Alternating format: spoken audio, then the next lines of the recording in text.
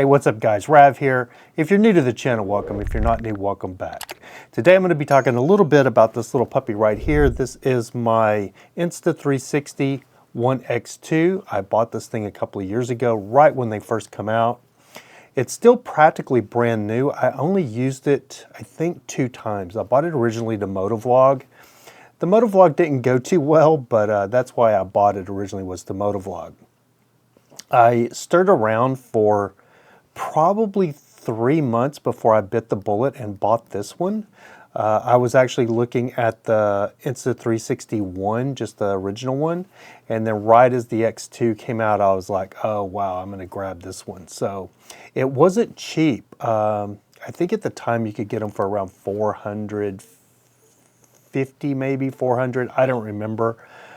I actually financed this one with my local camera company. Shout out to Mojo Cameras in Anaheim, California. Those guys hooked me up. If you ever go in there, tell them Rav sent you. I literally walk in there and can walk out with anything in there for upwards of $2,000, and I make like a $20 down payment. And as long as you pay everything off before 90 days, there's no interest. So anyway, back to this puppy. Yeah, I was very excited to get this thing. I didn't know if I wanted to spend the money to buy one because they are fairly expensive. But I saw a lot of motovlogs. I really got into watching the motovlogs and ended up just like finally biting the bullet and buying this one. And through Mojo, I paid like around $500 for it. Like I said, there was no interest. I paid it off before the 90 days, but still expensive.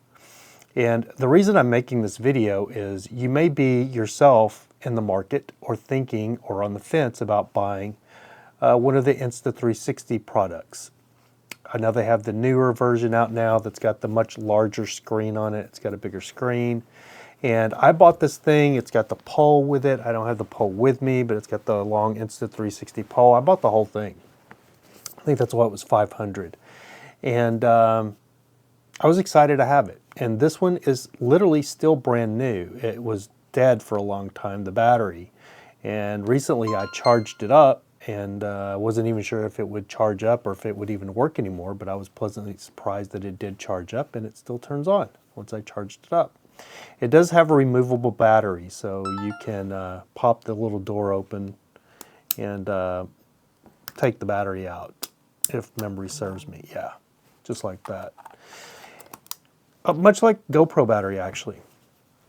And that's what I was comparing this thing to. And GoPro actually has a 360 camera as well. And I looked at their camera and I had to figure out which one do I want to get, the 360, Insta360 or the GoPro version.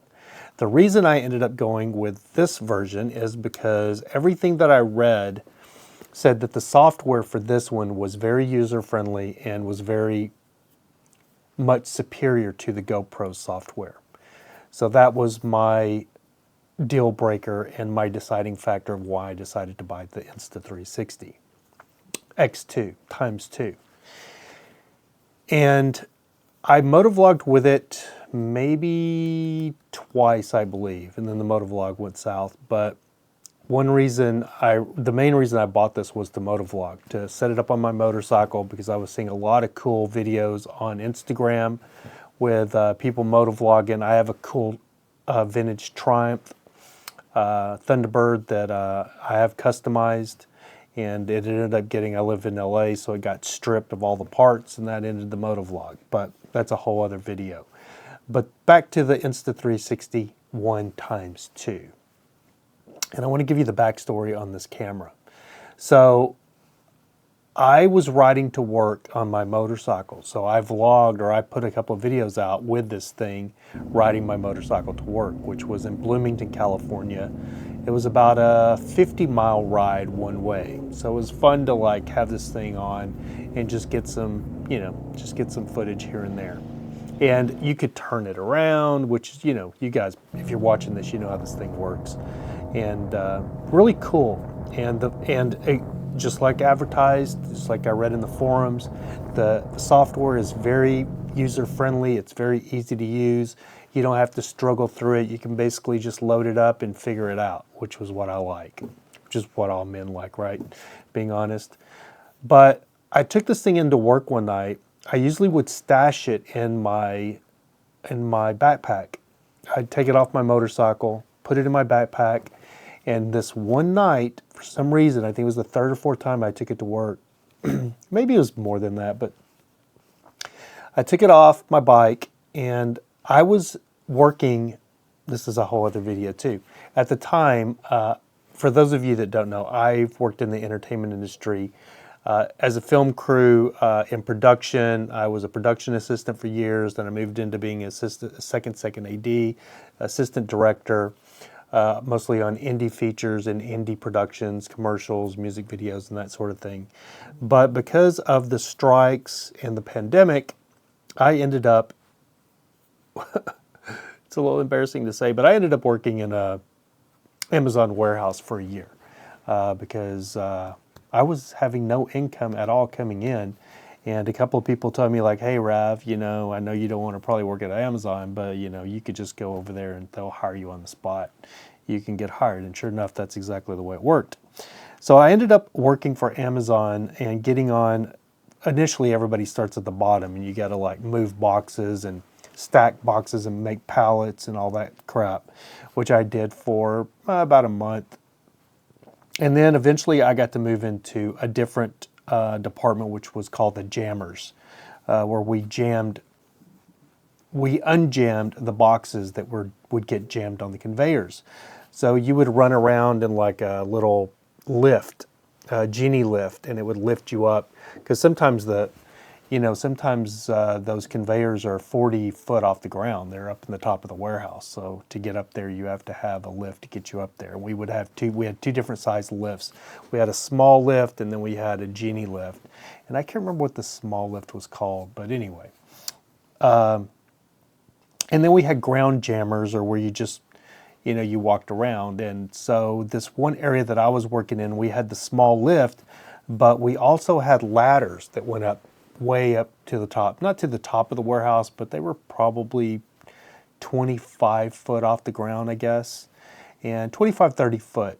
Probably 30 foot and the tallest ones. And you had to have a hard hat on. You climb the ladder, you go up there, you find where the box is stuck. Sometimes it would just get, not even stuck, it would just get lodged or just off the track. And you just push it back on and away to go. And I thought it would be cool because I'd seen a couple of videos of people with these things in their mouths. I'd stick it in their mouth and it would give this distorted view of their face, but it would show what they were doing. And so I had the bright idea, this one night that I was going to take this thing in, and when I went up the ladder, because I knew I was working in this specific area, that I'd stick it in my mouth and climb the ladder with it, and I'd have a cool little piece of content, I thought. And so I had a safety vest on, and a safety vest which had pockets right here, much like this one, much like this my jacket I have on. So basically I had this thing in my pocket, and this has got a string. So it was in my pocket like this, and sure enough, I saw the light. There's a light. Orange light comes on if the conveyor's jammed. So I looked up and saw the light was on. So I walked down to go up the ladder. And as I got to the ladder, I was like, okay, here's my shining moment. Hit the concrete floor, went sliding across the floor.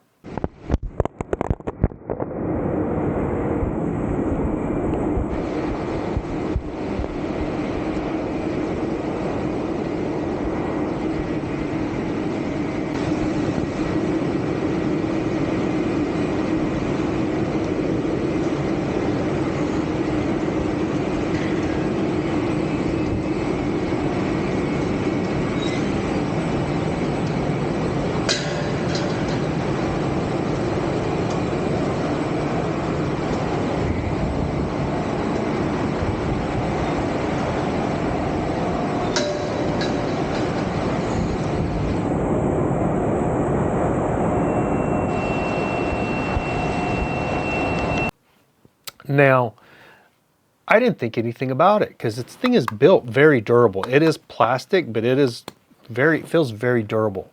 And I know they give you like this little neoprene slip cover to put over it that goes over the lenses and stuff that you're supposed to keep it in. But still, I didn't think too much of it. I walked over, picked it up, put it back in my mouth, up the ladder, took the video, and then I came down the ladder and I was going to show one of my friends, and I went to show, and I was like, because you can watch the video on the screen, and I went to watch the video, and I was like, what? Something's wrong. This is not right. As a matter of fact, I wonder if the video is still on here. I think it is. So anyway, I don't think you guys can see that. So that's the blurry. So one of these lenses is scratched. And once you hit the scratch, it's all blurry. But if you get off the scratch or onto the other side, yeah, so there, we're on the other lens and it's perfectly fine. So it's just a scratch on the lens, but the case, I don't think you guys can see this. Let's see if we can move the light here. The case right here actually cracked and broke. I don't know, you guys probably can't see that. So there's actually a crack in the case, and then the lens scratch. So it's this lens on this side. And so there's not really, not much you can do about it. I guess there are some videos on YouTube where guys are taking like a buffer or something and rebuffing this lens, sanding it down and buffing it to get the scratches out of it. Probably what I should have done was send it off to 360 because it was still under warranty, but I doubt they would have warrantied it because it was, it was damaged. Their warranty, I'm sure, just covers like manufacturing defects or, if it dies or some software problem or some issue like that. But dropping it, I doubt was covered under warranty. Maybe I could still get it fixed. I don't know. It kind of made me sick to my stomach, to be honest with you, once I realized it was damaged. But here comes the comparison that I want to make really quick.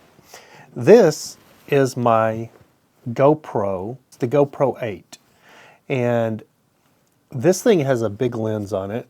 And I've actually got I don't even remember what this case is called. It's the better case. It's got the microphone up here, so it makes it really nice for vlogging. I put it on my little stick here, and you can vlog or do whatever with it. And I have dropped this camera countless times. Like I said, I have it in this case. If I can remember how to get it out of this case. I just took it out the other night because I had to charge it. Or I was going to charge it. I didn't charge it. Let me remember how you get it out. There it is. So this GoPro slips out of this case, but this is the GoPro. And I have dropped this thing countless times. Now, maybe because it's in this case, but I had another GoPro before this one that I dropped countless times. And this has got a huge screen on the back, and it's got a huge lens on the front. I don't even think this lens has a scratch on it. And like I said, I dropped this GoPro on the exact same floor I dropped this on.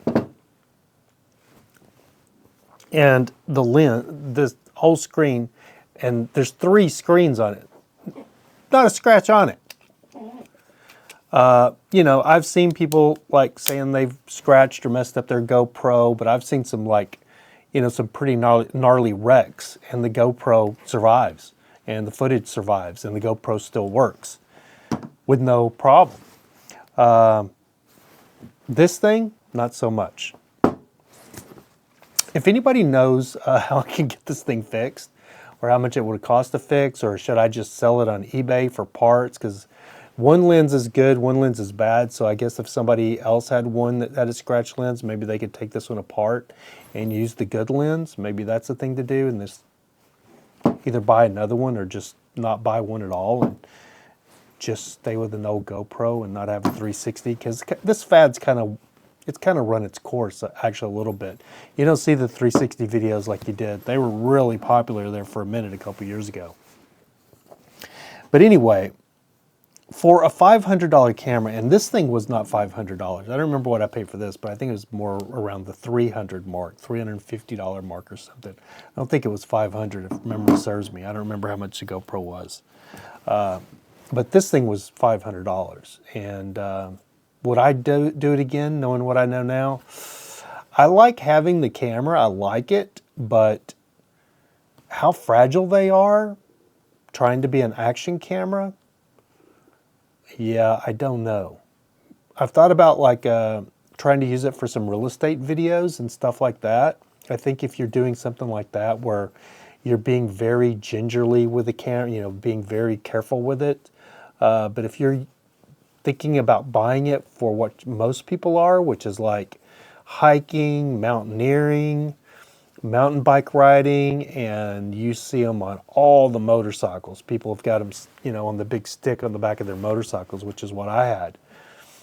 I don't know. I actually had mine on the handlebars. I didn't put it on the back. I bought this thing this mount that mounted on the handlebars. So I had mine on the handlebars.